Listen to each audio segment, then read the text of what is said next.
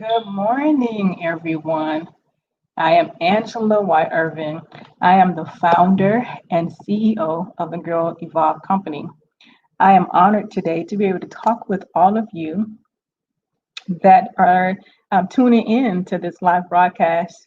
It is a great privilege and a great honor to be able to share with you my story, my journey of transformation, and how I was a girl who was hiding behind obstacles, who was hiding behind struggle, and would not allow the world to really see who I was or who I am. And I stepped out of the box, I stepped out of the frame, I stepped out of what society had placed upon me, and I began to allow the world to see who I was from the inside out, and the work that I began to do upon my own life to transform my own life as well as the lives of countless others. So, again, I am so grateful to share my story of transformation, share my story how you can arise and take your place in the world. We are living in some of the best times right now. We're seeing women do extraordinary things. We're seeing women come to the forefront in the political arena. We're seeing women come to the forefront in manufacturers, being entrepreneurs. Women are the number one um, people that are starting businesses in the world today, and so women are coming to the forefront. But I believe there are some women that are watching me here today, as well as perhaps there are some men that are watching. Perhaps you may be a little apprehensive, you may be a little shy, or we like to say, I'm just a little reserved. I'm just a little reserved, and I'm stepping back, and I'm just going to allow someone else to go forth and do what they're doing, and I'll be behind them, and I'll support them from the back. But I want to encourage you, and I want to admonish you to step out in the light, to allow the world to see who you are. And so I just have a couple of questions that I'm going to ask at the very beginning. And one question is how many of you that are listening to me often fear the idea of even speaking in public? How many of you have dreaded the idea and the thought of public speaking? How many of you clamor when it comes to public speaking? You become afraid, you shy back, you are afraid to speak. You're afraid to take your place. And that could be one of the ways you're taking your place in the world. I'm going to ask a question before I want you to think about that question. I want to know how many of you are ready to take your place in the world. It's a rhetorical question. Who's ready to take their place in the world? And what does taking your place in this world, what does that look like for you? Now I'm going to get to the question that I just asked before. Taking your place in the world could be something like, for me, that deals with public speaking. I'm going to give you an example. When I was young and I was in elementary school, I remember my music teacher, because I can do a little singing. And so in music, my teacher would ask everyone to do their solo piece. And when it came time for me to do my solo piece, it's like this trepidatiousness, this strong energy of fear would overtake me. I did not want to sing. I wanted to sing in the background. I didn't want to sing, even when it came to doing choirs, when we had to perform. I always kind of hid behind the person that was standing in front of me because I did not want anyone to see me, or I didn't want to be noticed. And I had to really sit back over the days as I was preparing for this, because that is a place where if I had not stepped forward, I would not have taken my place in the world. Let me give you this definition of the word place. Place to me is taking your position and making yourself known. Taking your position and making yourself known. Purpose, it also deals with purpose. Taking your place also deals with you taking and understanding your purpose. Understanding your purpose in this world. And so when you're taking your place, that is an indication that you understand why you are here. Now, for me, I did not understand why I was here at that young age. As a child, I was clueless. I didn't have anyone to, kind of reaffirm and affirm, Angela, you're supposed to be doing this, and you're called to do this in the world, and you have this gift and this talent, and you can be best fit over here. I was just going through the life, seamlessly, just trying to figure out what it was that I was supposed to be doing. And so, being in the music, I knew that I could sing, but yet there was a strong energy of fear that stopped me from coming to the forefront. How many of you are like that? Can you recall back to a time in your life where you noticed that fear gripped your heart, where you were afraid to step out, you were afraid to be that leader, being one who can sing out in the public and stand on stages and perform? That's a part of leadership. That's saying, hey, I'm a leader in this industry, and I want my voice to be heard. I want you to hear what I have to say, whether it's in song, whether it's in words, or you're acting in the theater. That's part of leadership. That's part of saying, I am a leader and I'm going to effectively communicate the reason why I exist in the earth, or I'm going to effectively communicate the purpose to which I am here. So I want to just present to you today just some different tools and strategies that you can use in order to take your place in the world, to be seen, to come out of obscurity. I believe that you're living in your finest moment right now. I believe that this moment that you're currently in is the moment that you are to be seen. The world really needs to feel the impact of who you are. You have come out of obscurity and into prominence, or into the light permanently. And for many of you, it will be a permanent time. It will be a place where you would never say, I'm going to hide again. I'm going to hide my gift, or I'm going to hide my talents again. And I want to let you know that you are not a day late nor a minute early. You are right on schedule for the course that you have been given to fulfill while you're in this earth right now. Most of us have had a tough journey getting here. Like me, I've had a tough journey getting here. I really did. I went through a divorce. Even before that, I had some traumatic things that happened to me in my childhood. But I went through a divorce, and the divorce was very traumatic. It was very tough for me. And that divorce was the catalyst that I utilized to launch myself out in the world so that I can impact the world. And so, literally, I had to take my place. My ex-husband would often tell me, he would say, Angela, it is you. It is you. You have the grace on your life. You have, the skill to be able to talk and to articulate. And, you are attracted to women. Women are attracted to you. And it's time for you to come forth, and it's time for you to step out. But me being that, that wife, like most of you are, supportive wife, and wanting your husband to be the one who steps out and do that which you believe that's overall for the benefit of your entire family, I would ultimately just push him and say, no, you go ahead, you go forth, you do this. This is what you're supposed to be doing, and not me.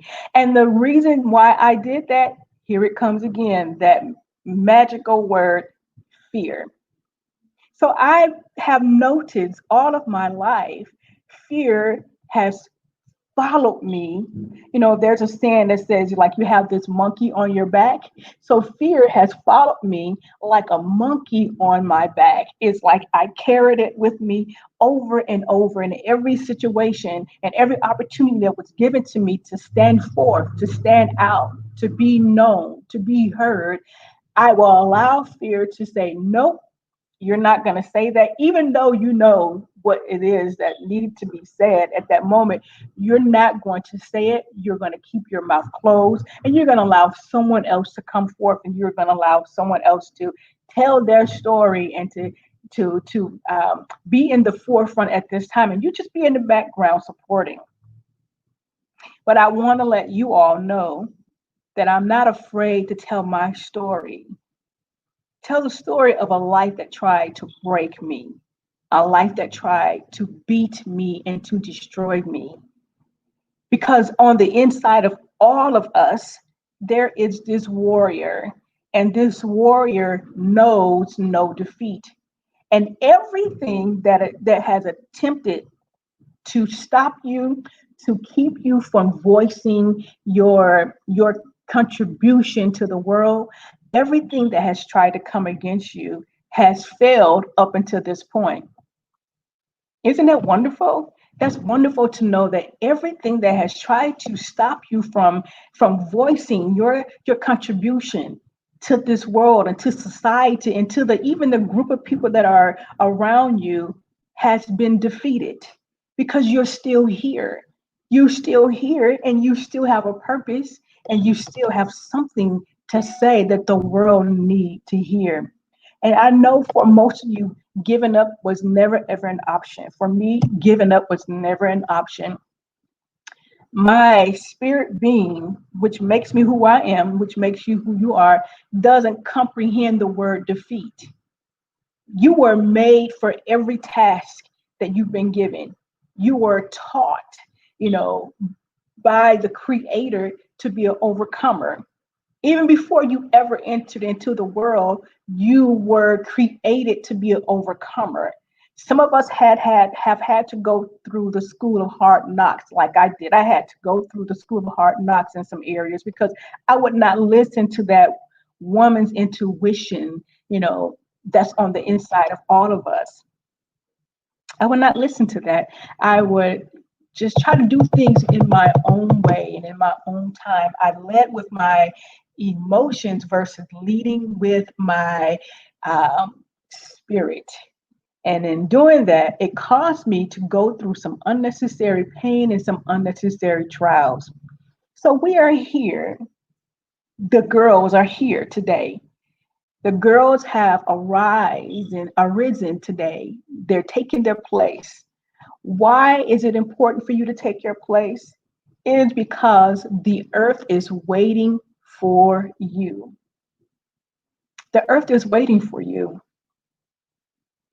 The earth is waiting for you. Whether you've doubted your potential, whether you've doubted your talents, whether you've doubted your dreams, whether you've doubted that your voice has some significance in the world, there are some people that think that you are a giant. You may see yourself as small and minute, but there's someone that sees you as a giant, that sees you as a hero in their life. So the earth is waiting for you.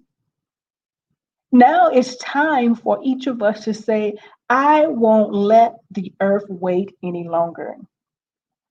I won't let the earth wait any longer. I will arise and I would take my place because I understand my purpose and I know my place is attached to my purpose and I will fulfill the mandate to which I exist. So right now, we all have been given this opportunity to make the most of our time, to make the most of the reason why we are here. It doesn't matter if everything is in place at this particular moment. You still can make the most while you're preparing for what you're asked for. Make the most of your time. How can you do that? You have to keep in your mind that when the timing is right, all of the elements will fall into place. You may not have everything in order at this particular moment. You may not have all of the answers right now. But that doesn't mean that you need to clamor again and lose your rhythm. You need to keep moving. You need to keep motivated. You need to keep yourself excited. I was doing some studying the other day. I'm studying to prepare for this. And one of the things that came across my notes that I was looking at, and it was that um, about our brain, how the brain is made, how the brain is designed. And going back to what I stated about being in fear, recalling some incidents from when I was a child, and just thinking along those lines, I had to ask myself, where did the fear come from? I'm saying this, and I'm going to put this in here, then I'm going to get back to what I was talking about previously. Where did the fear come from? And notice I shared with you some different things that happened along my journey, starting from a child all the way up until when I was an adult or I became an adult. And so understanding that as a child, everything that we learned by the age of 7. By 7 years old, we've already learned how to love, we've learned how to fear.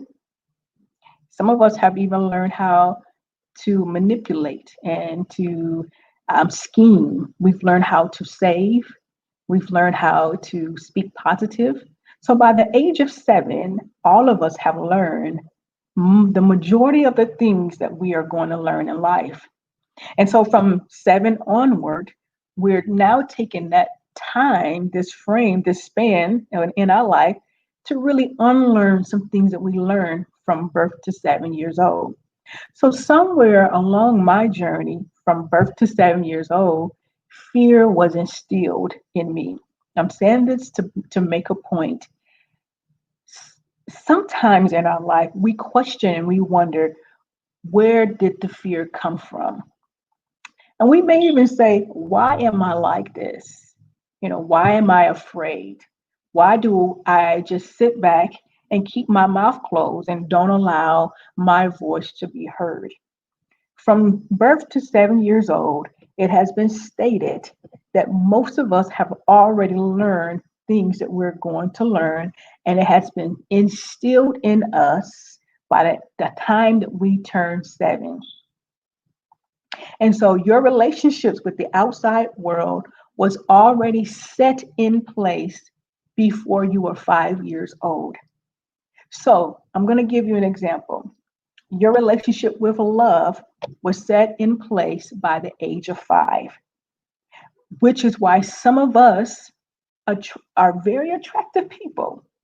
We're very attractive, but yet it seems like men and women, they can never ever find the love that they want. Or they even date people and they end up being ghosts. Why is this? First of all, you have to trace back in your childhood. Did someone ever tell you in your life, whether it's a parent or a grandmother, no one is going to love you like I love you? No one is going to give you the love like I can give it to you. No one is going to love your mom. Your mom is going to be the one that's going to love you better than anyone else. So all of your life now, you're trying to find the world. You're trying to find love, but it always comes back to where you're either ghost or no one is interested in you. Is it because those thoughts subconsciously are in your mind that no one is going to love me like my mother? No one is going to love me like my grandmother. So, in the back of your mind, subconsciously, there is a program that's dictating to you an outcome. So, ultimately, you don't feel like this person is going to love you the way in which that person has demonstrated for you how love is supposed to be. So therefore, we begin to accept. We accept the fact of that no one is going to love us the particular way. Here's another thing that I learned during my studying. We fear in life as children, and those fears can come over to the fact that we are adults. We fear in life not being accepted if we don't look a certain way. I know for me, my mom was one of the mothers who always kept my sister and I dressed to the T. Everything matched, our hats, our gloves, our socks, our shoes, everything matched. We always had, the best of the finer things in life. And you can, if you're not strong enough, you can get into a crowd of people and begin to compare what you have on versus what they have on. And you will be afraid that they won't accept you if you don't have on certain things, if you're not wearing the latest, if you don't have the latest fashionable things in your life. So the things that we do and that our parents have done and that we've done to our own children can have a lasting effect on their life from the age of infancy all the way until where they're 7 years old. The point that I'm making in this and saying this is the fear that most of us are experiencing in life has been embedded by things that our parents did along birth to 7 years old. Sometimes our parents, and if you are a parent like I am, I'm a mother of three adult children. So sometimes as parents, we think that we're doing our child a great service of helping them reach their destiny, when really we're hurting them and we're disproportioning them or dispositioning them, their character and their mindset to think in a way that's affecting them and causing them to clamor up and keep their mouth closed, or causing them to be fear, or causing them to be rejected, or feel like they are being rejected in life. I teach on the mindset. I am a thought coach. That's what I do. All the things that you saw on the board or on the screen when I first got on, my first thing is I always deal with the mindset, because I believe it's the mindset that's driving us to not want to take our place in the world.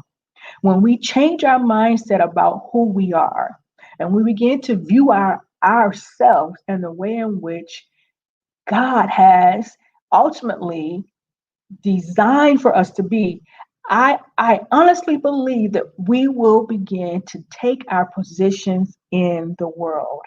Your place is so needed. You are here because there's a need in society. You are here because no one else can do what you're doing. No one else can do and fulfill the void that's in the world. If you don't take your place, there will be a void in the world. It would be like there's a black hole in the world if you don't take your place. And then we have the people who not only are they not taking their place, but then they're trying to be like someone else. So if everyone is acting and being like someone else, then who's going to be you? We need you to be your authentic and your original self. The worst or the greatest thing or detriment in society is people who don't know their identity. The greatest tragedy in the world is people that don't know their identity. We have an identity crisis in the world. I know right now we're in a pandemic. That's what I call it. I don't call it a pandemic. I call it a pandemic, because there are some, I believe, some things that were behind it, that were planned, that were orchestrated. But see, if we don't understand the crisis, we will allow the crisis to bypass us, and we won't utilize the crisis to gain experience and to cause us to propel or to upscale us or to upgrade us or to cause us to go up.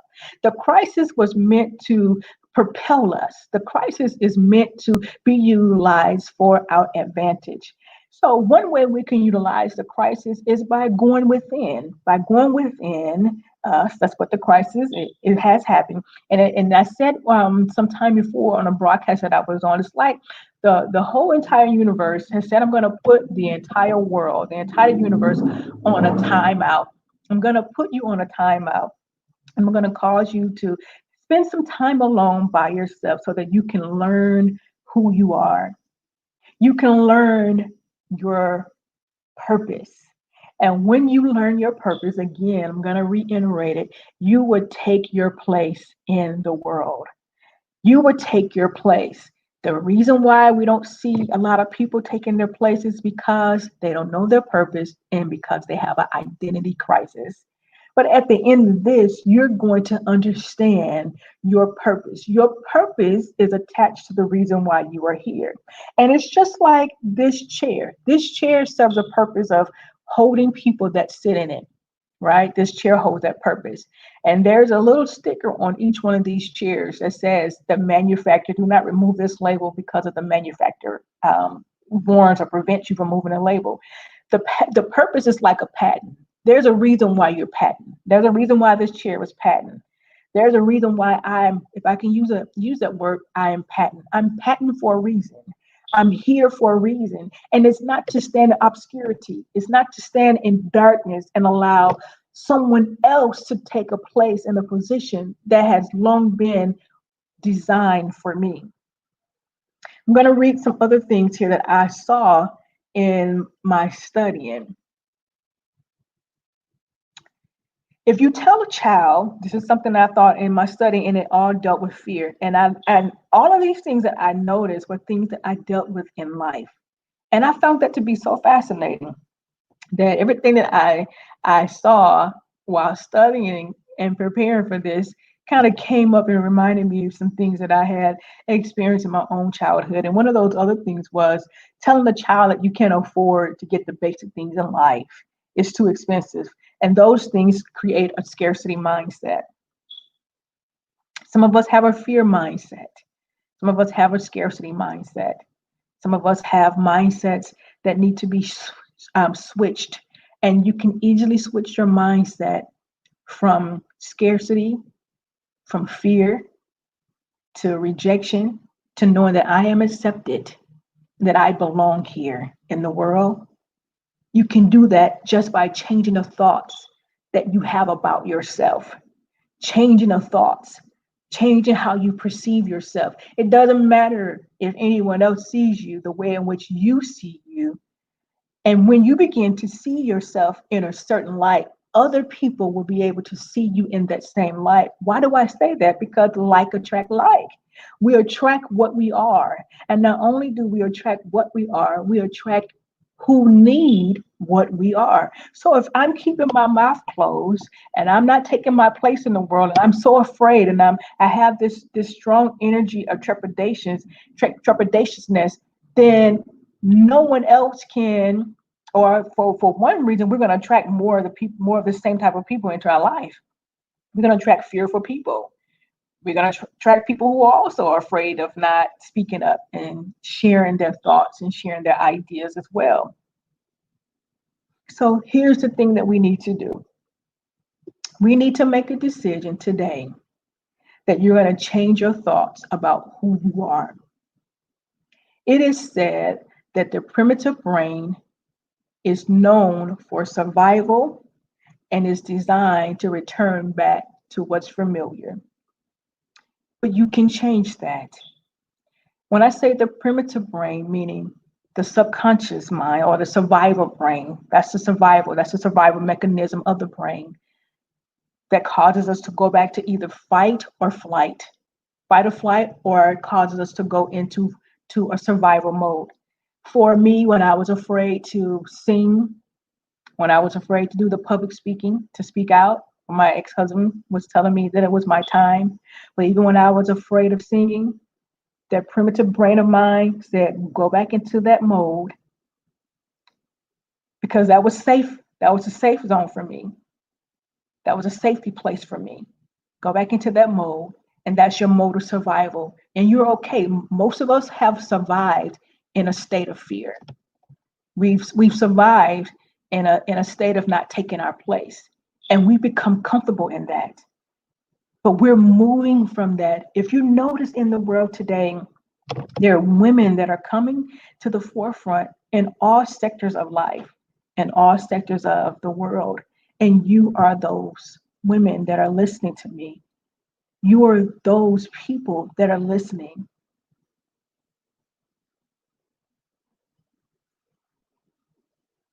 Someone said public speaking doesn't generally bother them thanks to the happenstance of taking speech class in high school. But that's awesome. Thank you, Amy, for that comment. Thank you, Jessica. Yes, the world needs to feel the impact of who you are. The world needs to feel the impact of who you are. I'm looking at your comments and keeping track of my notes. Yes, I do. I have additional resources on this subject matter. So the world needs to feel the impact of who you are. I'm going to give you one last thing about your brain and about changing your thoughts about you. You have this person. I'm going to give this as a scenario.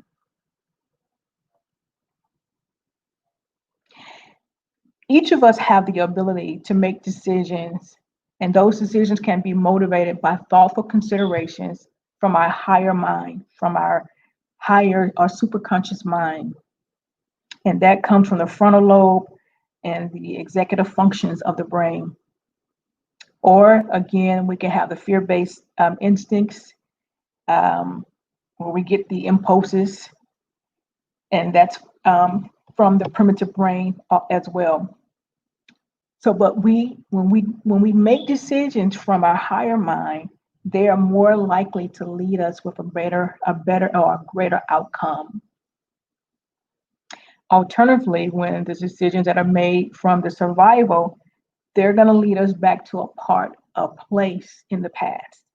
Most times when we are afraid to step out and take our place in the world, it is because we're functioning with the primitive brain that's keeping us stuck in the past, that's keeping us locked into the past.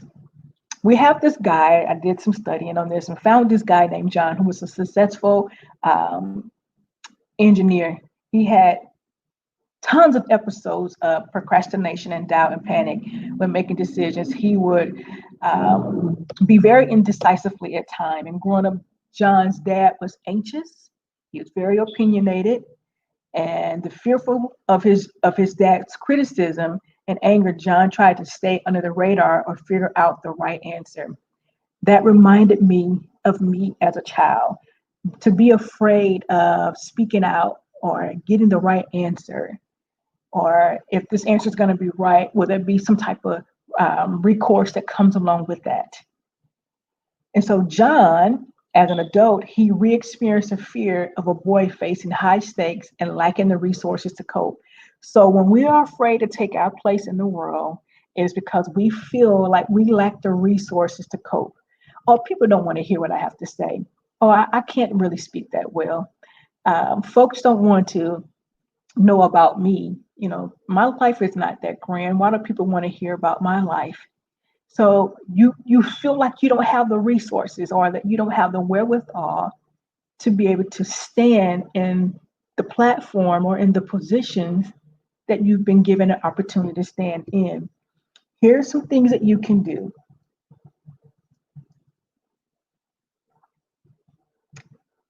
I'm going to give you some scenarios that you can do. Let me get to my part of my notes.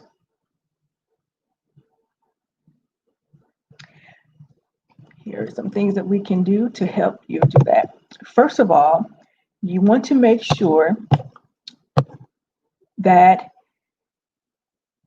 you wake up every single day and you can take thoughts, one thought in the morning time when you wake up, whatever thought that is, if it's a thought that's positive, can set the pace for the rest of your day. Today, you can wake up and say, or tomorrow, you can say, I'm not going to be afraid today.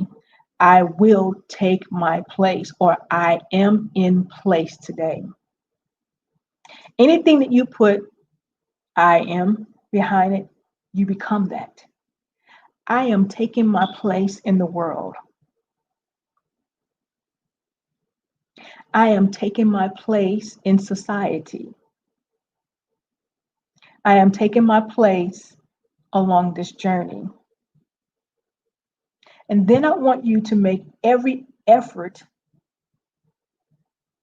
in your life to not go back and dig up that which you have just spoke out of your mouth. I don't want you to say anything that's counterproductive. I know the urges are going to be there because I've experienced those urges in my life. But don't say anything counterproductive. Always speak in the positive. Never associate yourself with anything that's of the negative. Speak from a place of I amness, saying that I am going to do this and nothing is going to stop me. I am going to come out of obscurity. I am going to take my place and my position in the world, and I am going to be seen. I believe that those that are watching me, it is your time now to arise, to come from out of the dark, to come from out of obscurity, to come from out of fear, and take your position in the world. Like me, my divorce, other situations that happened in my life, I'm grateful for those opportunities and I use them. And if I had to go and do it all over again, I would welcome the same experiences in my life because I would not have been where I am now because I'm public speaking now. Before, I couldn't do that. And I needed those experiences in order to get me to where I am in this present moment. We live in the current moment. What are you doing in the current moment? What are you doing to take your place in society? You taking your place doesn't look like anything for me, perhaps how I would take my place. Your place may be different from me. What are you doing to take your place? Are you writing that book? Are you standing on that platform speaking before people? Are you traveling the country? Are you writing that blog? What are you doing to take your place and to take your position in the world? And I want to tell you, we want to hear what you have to say. What you have to say is vital because what you have to say makes an impact on the entire world. I use this example to my children, and I told them that when you throw a rock across a lake, it ripples. You see it ripples across the lake. Likewise, when you speak, when you become known, when you take your place, it has a ripple effect across the entire world. You are necessary and you are vital to the catalyst to what the world and the chaos to what the world is experiencing right now. The crisis is an indication, this pandemic is an indication that we need you to take your place.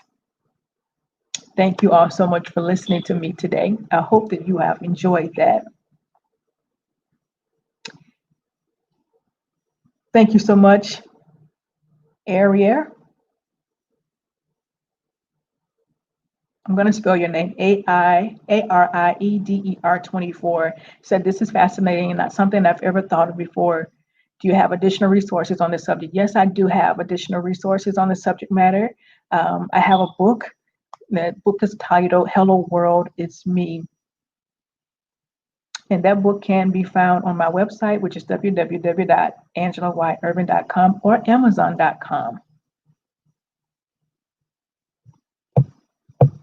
I'm trying to go up and see if I can see any more of the comments that are on here.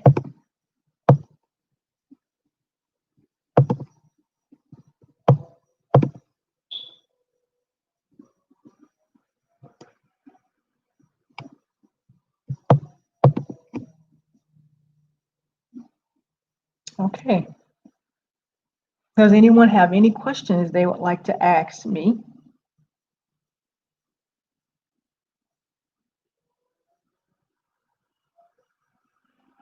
I'm here to answer any of your questions that you may have. I hope you all enjoyed this talk today.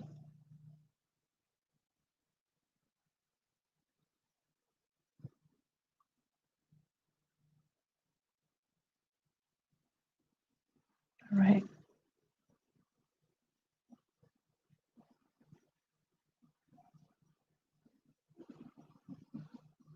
Okay. You're welcome, Kristen. Thank you so much for tuning in. Thank you so much for listening.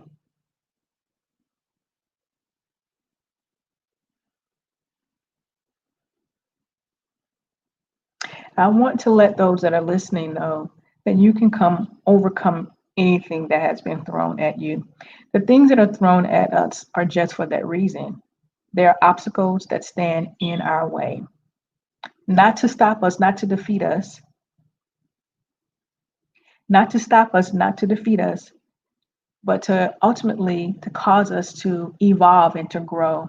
How can we end racism? We can end racism, first of all, by dealing with the internal things or dialogue that's happening within us. I think each of us individually have to take a look at ourselves individually and see where we have been racist, within our own heart, because I believe racism is a heart issue.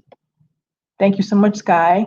I believe racism is a heart issue. It's, people say, well, people are killing each other. I'm going to use this as an example. People are killing each other. We have a gun problem. No, we have a heart issue. Racism is an issue of the heart. And you can be racist of your own people, or you can be racist of another race or ethnicity of people. And so racism has an issue of the heart. We need to deal with the things that are happening within our heart. We need to change our heart, and how we perceive other races to be in a negative light or a negative connotation. I always teach my children and those that are part of my that when I do my talks or my speeches, I tell people that we are all one. This is the quickest way to me that you can end racism. When you realize that we are all one spirit, and each of us need each other. And for me to hate on you and to criticize what someone else is doing and to disregard another race, I'm really doing it to myself, because I can't hate on you without hating on me. I can't have racism towards you without having racism towards me, because we're all one. I can't hate my brother if I know that I'm connected to him. I don't want to spew hate speech and comments to him because I'm doing it to myself. So to me, it's a matter of knowing that we're all one and changing the negativity that we have in our heart. We got to get that negativity out. We got to get some things that we've been taught. Racism is a thing that has been taught to us. I'm not born, I don't believe anyone else was born to be a racist. Racism was taught from, again, birth to 7 years old. We were taught to hate certain things. We were taught to fear. We were taught, how to love. We were taught how to view the world, whether we're going to view the world as in positive or we're going to view the world in a racist light. We were taught that from our parents, and we have to do the work that we learned from birth to 7 years old. We have to now do the work on ourselves, and to change. I like to tell people when I do my meditation, I do my meditations just like in the summertime, you rearrange your furniture, or in the wintertime, you rearrange your furniture. I'm rearranging some furniture. Your heart is, like, I use it as a saying that it's a furniture. I'm rearranging some things in my own life. I'm going to rearrange the furniture within me. I'm going to change some things within my heart. I'm going to take the weeds, the negativity, the disgruntled, the hatred, the bitterness out of my own heart so that I can love my brother. I can love my sister, or I can love another race of people. And I do those things to keep myself at a place where I'm walking in harmony with all men. Now, whether someone likes me or dislike me, that's their own perception. And I tend not to focus on someone else's perception of me. I just focus on what I perceive about myself and what I know to be true about Angela. So to answer your question, to end racism is going to take us individually working on our own heart, and also to see each other as one, because we are one race of people.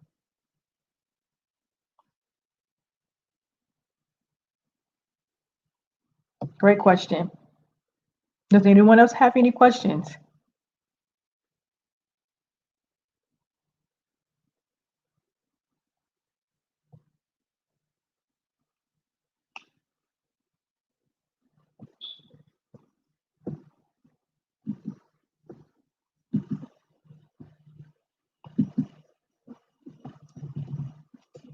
Does anyone else have any questions?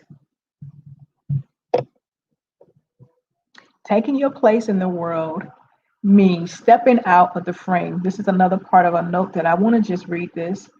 Stepping out of the frame in the world that you have placed yourself in by the choices you have made along your journey. A frame is a rigid structure that surrounds or encloses something, such as a door or a window. Frame is also a place or a particular position or a point in space. It's time for you to take your place. You got to step out of the frame. Step out of the frame that you've placed yourself in.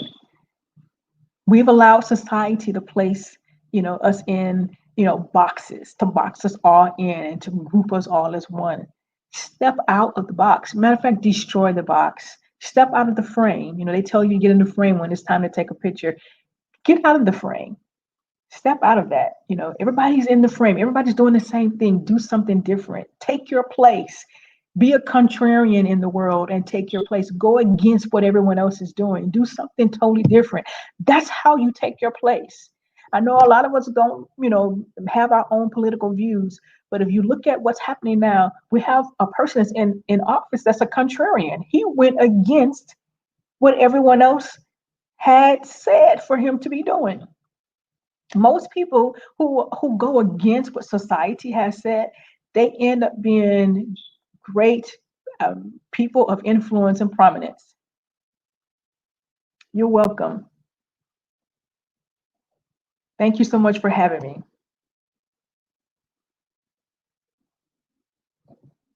Thank you so much for having me. But they grow up to be great men and women of influence in society.